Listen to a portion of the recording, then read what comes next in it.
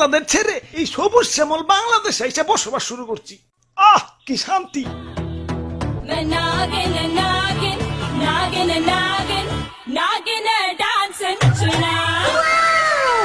আহ তোমার নাচে সন্তুষ্ট হইয়া তোমারে আমার 101তম বিবি বানাইলাম। যাও বাসর ঘরে অপেক্ষা করো, দুমাইয়া বংশ বিস্তার হবে। হুজুর বাংলাদেশে আইসা তো সেলিব্রিটি হয়ে গেলাম, আমগো কাছে তো কাঁচা বাদাম হিরো আলম ফেল। নেটে ঢুকলেই খালি আমগো ছবি। কও কি? তাইলে তো আমার একটা ইউটিউব চ্যানেল খোলা দরকার। কিরে রাত সবাই তো ফাঁকা ফাঁকা লাগতেছে কে? সেনাপতি কো? ও R15 কিনতে গেছে, লগে একটা গোপ্রো ক্যামেরাও। ও ব্লগিং শুরু করবো। আর মন্ত্রী কো? মন্ত্রী তো বিয়া করতে গেছে, কাপল ব্লগ শুরু করবো।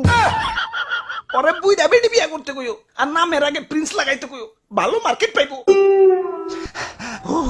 হুজুর ওই কি হচ্ছে? মাথায় পানি ডালো, পানি ডালো। পানি লাগবো না হুজুর, আমার রাসেল ভাই পাওয়ার এক ফুপে আমার রাসেল বইন পার এক বাড়িতে একে একে আমার রাসেল কাকু পার, মামু পার, জ্যাঠা পার, ফুফু পার, খালু পার, সব আমার চোখের সামনে খুন হয়ে গেল। কোনো মতে জান্ডা নিয়ে পলি আইছি, ইয়া লেজের মধ্যে এরা বাড়িও খাইছি। দেখেন না লেজটা হুইল্লা গেছে। এত বড় স্পর্ধা আমার রাসেল ভাইপারদের হত্যা করে, ওরে আমি শুলে চড়াবো। এটা তো শুলে আটবো না, এটা তো ছোটখাটো জীব জন্তু না, আস্তা মানুষ। সামান্য মানুষ দিয়ে ভয় পাইলি? ওই যা ওরে কামড় দিয়ে 150 গ্রাম বিষ ডাইলা দিয়ায়, বাপের জন্মে যাতে সুজা না হারাইতে পারে।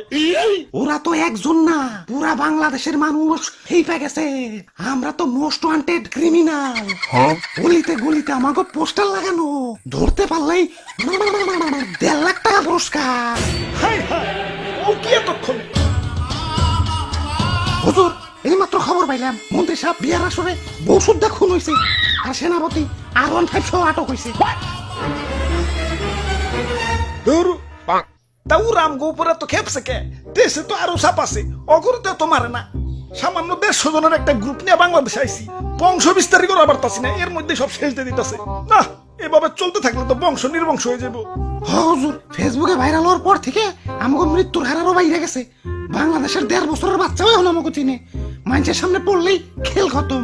কি এলাকায় নতুন নাকি? আসো পরিচিত হই, আমি ধরা সাপ।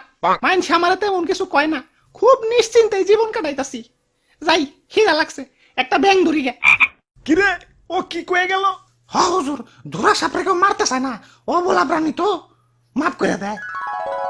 ওই বুদ্ধি একটা পাইছি, বাইসা থাকতে হইলে ধরা সাপ হইতে হইব। মানে মানে কিছুই না, আমাকে প্লাস্টিক সার্জারি করতে হইব। যাও এটা দক্ষ রং মিস্ত্রি ডেকে নিয়ে হোক।